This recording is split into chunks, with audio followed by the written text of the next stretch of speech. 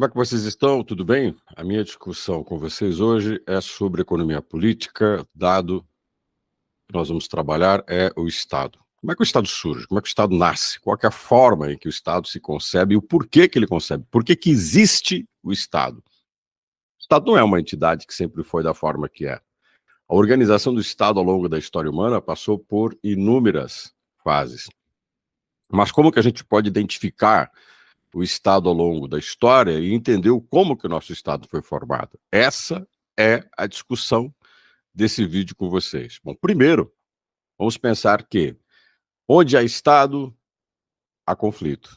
O Estado emerge dos conflitos sociais. Primeiro ponto que a gente tem que levar em consideração, não pode abrir mão, é o fator determinante da origem do Estado, é o conflito social. Sem conflito social, não há o Estado. E como é que o Estado surge dentro dessa condição se há conflito? Como é que o Estado ele surge com a condição de conflito?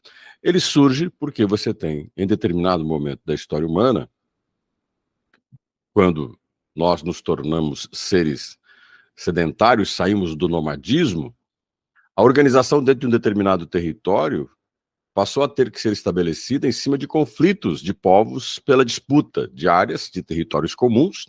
Ao mesmo tempo, nós temos instituições internas que antecederam o próprio Estado, que é a família. Então, a organização do grupo, a organização para garantir o território, implicou em determinado momento do nascimento, ou partiu em determinado momento do nascimento da instituição familiar. Os clãs, os genos, como se dizia na Grécia, Roma, o gen, que é o elemento formador da unidade social, é a unidade familiar.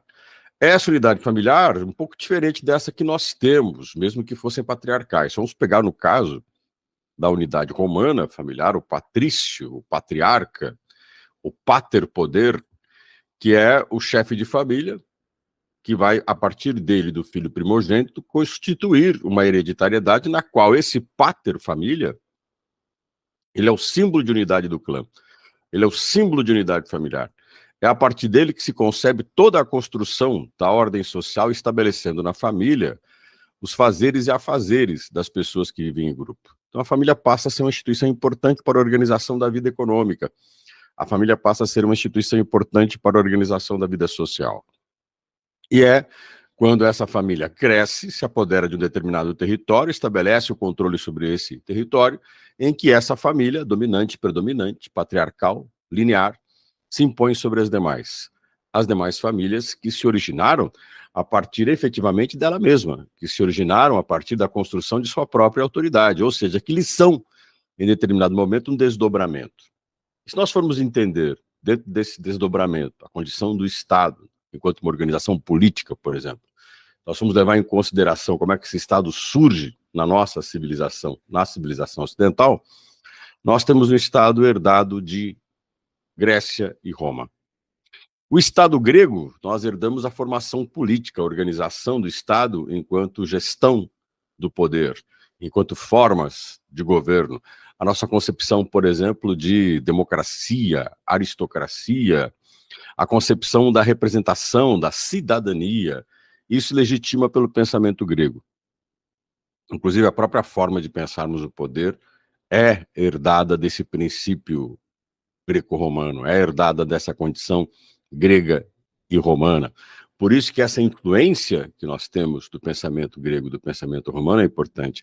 No caso romano, a legitimação da autoridade do poder público, tanto que o Código Romano, o Código Civil Romano, estabelece o poder público e privado, deixando muito claro a autoridade do poder do Estado, a sua materialidade, o que ele pode exercer sobre, como pode exercer sobre o cidadão, e o que é a garantia da propriedade privada desse cidadão. Então você tem o princípio grego e o princípio romano influenciando profundamente a formação do poder do Estado no Ocidente. Uma outra questão importante é não esquecer que fora a formação grega romana, nós temos o poder consuetudinário, o poder dos costumes, o poder dos hábitos que nós constituímos na Europa durante o feudalismo. A autoridade feudal, o senhor feudal e o Papa representando um poder universal que se estende por toda a Europa, cristã, e o poder local dos senhores feudais. O senhor feudal, que detém a autoridade local, detém a supremacia do poder local, e se estabelece em cima desse poder como autoridade. Então você tem duas forças, né? Você tem uma força universal papal, que legitima a cultura, legitima a autoridade das forças locais, que são as forças dos senhores feudais, instituídas sobre a propriedade rural, sobre a propriedade da terra. Então esses dois elementos são muito importantes para a gente entender, junto com o pensamento greco-romano, a autoridade do próprio Estado. E aí você vai constituindo no feudalismo, junto com essa, vamos chamar, mistura de valores, essa conjuntura de elementos, aquilo que identifica o Estado no Ocidente. Dentro do próprio feudalismo, nós teremos a emergência da civilização ocidental e do Estado moderno. O Estado moderno está vinculado às mudanças da ordem econômica, às mudanças também de aspectos locais, de aspectos regionais da formação do próprio Estado. Então, a gente não pode considerar de uma maneira genérica, de uma maneira simplista, vou colocar aqui, de que o Estado tenha nascido da mesma forma em todos os lugares da Europa. Não, o Estado moderno, ele seguiu caminhos diferentes na Europa, ele seguiu rotas distintas na Europa. Ele seguiu, por exemplo, esse Estado moderno, um princípio de formação do Estado, unindo interesses do feudalismo, das organizações feudais, instituídas na Europa de formas distintas também, e a emergência de uma economia de mercado, de uma economia mercantil, da empresa mercantil, do empresário comercial. A condição feudal econômica que gera isso, e o próprio feudalismo se sustentou durante muito tempo de uma economia de subsistência, onde a proporção da terra, a proporção das áreas cultiváveis era efetivamente na proporção das pessoas que tinham para cultivá-la, num número muito pequeno de seres humanos atuando numa terra com tecnologia estagnada. Então, a produção agrícola feudal, ela é uma produção que se reproduz durante séculos da mesma forma, é uma forma de cultivar a terra limitada pelo próprio potencial produtivo das pessoas, as pessoas vivem muito pouco, a taxa de mortalidade na Europa, pegando a França, a Península Ibérica como referência, é grande, então você tem uma população pequena para uma área cultivável que, por condições técnicas, produz pouco. Então é como eu sempre digo, é da mão para a boca, né? De uma certa maneira, é uma produção agrícola, uma economia de subsistência em que se produz o mínimo para se manter vivo.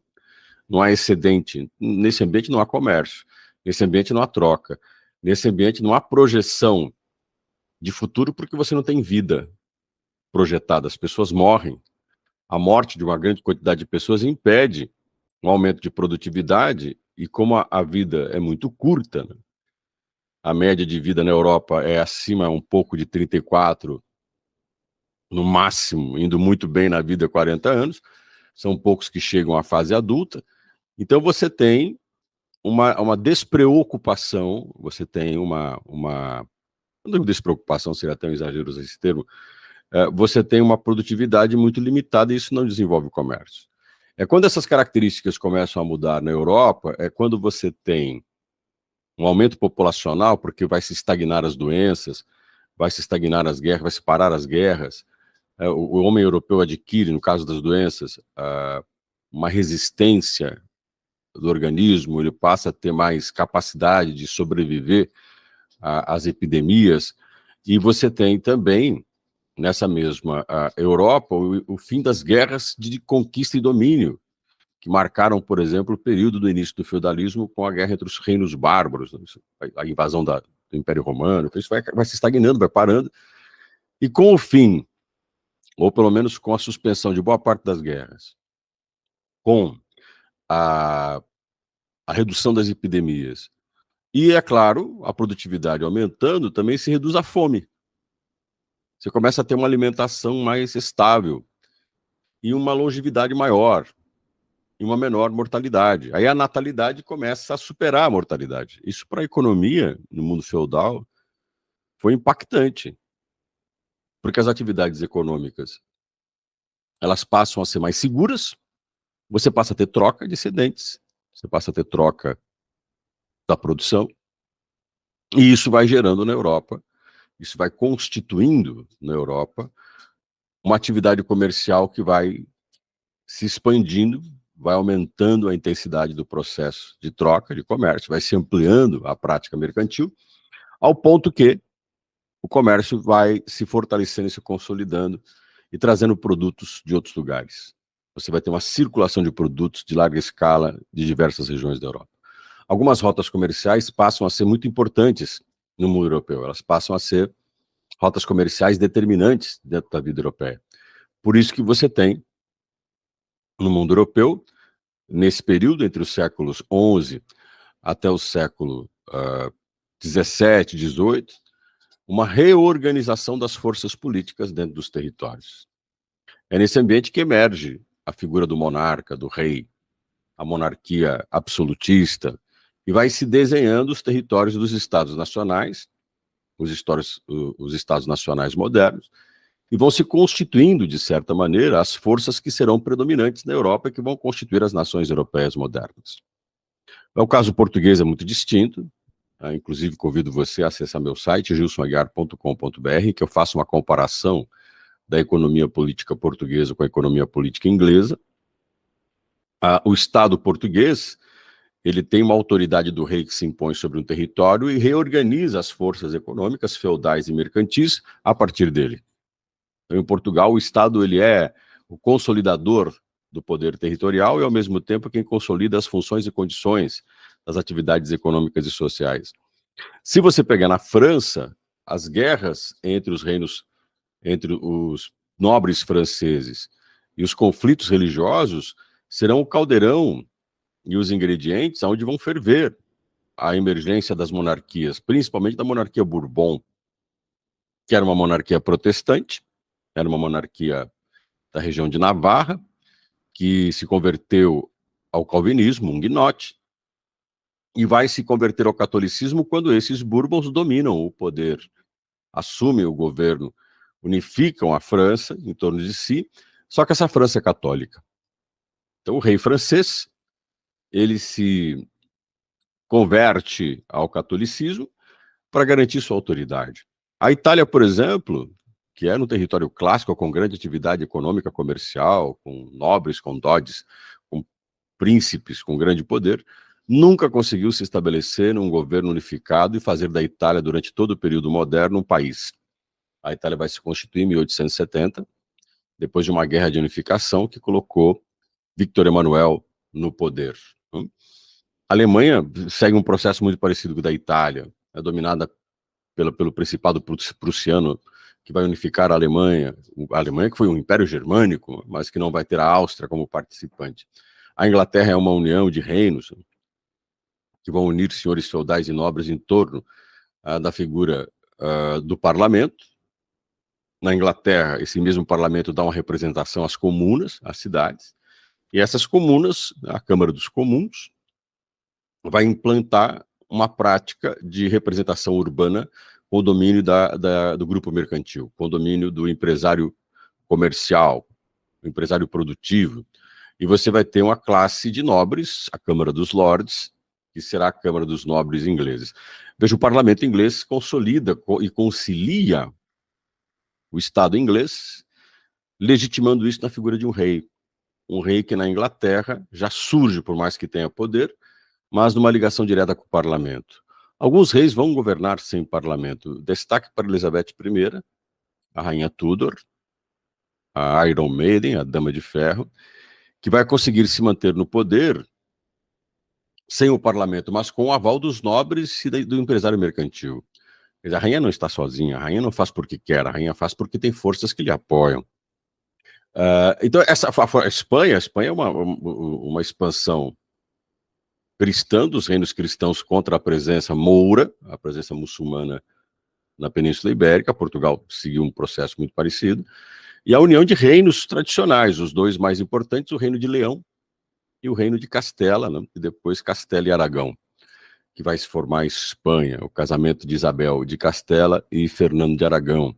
Você tem a formação da Espanha no século XV, e essa formação da Espanha vai consolidar o território espanhol e a figura do Estado absolutista. É a partir daí que você tem a grande expansão marítima espanhola, a portuguesa já aconteceu antes, por causa da formação do Estado Nacional. Então, o Estado Nacional vai se constituir no elemento mais importante para o desenvolvimento da economia de comércio, para a economia mercantil, o que a gente conhece como mercantilismo.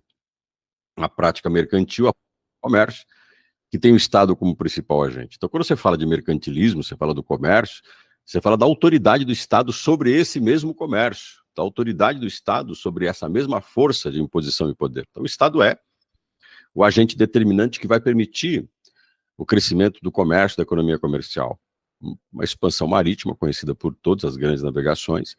O Estado é o agente determinante para a organização das viagens marítimas, para a garantia das rotas comerciais que são estabelecidas, para a consolidação das ações de colonização, para a posse dos territórios. Se transfere para as colônias toda uma estrutura para poder manter a posse e exploração, se investe entre postos comerciais, tropas, para que os territórios coloniais continuem pertencendo aos reinos. E os reinos lutam. Os reinos europeus vão lutar, vão travar um combate intenso para manter o controle sobre seus territórios ou para expandir e conquistar territórios alheios. Então o Estado vai ficando muito importante. O Estado vai desenhando o princípio de uma economia planetária com a expansão marítima que se consolidou ao longo da história, do qual nós conhecemos no ensino médio. Para a economia, a formação do capitalismo, da economia capitalista, o Estado é crucial, ele foi elemento determinante, é ele quem ordenou dentro do território as leis, ele que ordenou dentro do território uma língua nacional, ele que ordenou dentro do território as garantias de comércio, as garantias de troca, a moeda. Então o Estado é o agente estabilizador da economia, tem um papel vital e direcionou a política econômica nesse sentido. Então essa aula minha é apenas para que possamos tomar rapidamente essa discussão, para que você tenha uma noção de que o Estado, esse Estado moderno nosso, que tem toda uma trajetória da formação do Estado, de diversas maneiras e organizações do Estado, ele tem um passado, tem uma função vital para o desenvolvimento de uma economia, que é o capitalismo, que está aí até hoje, e do qual nós vamos trabalhar ao longo de algumas aulas. Um abraço.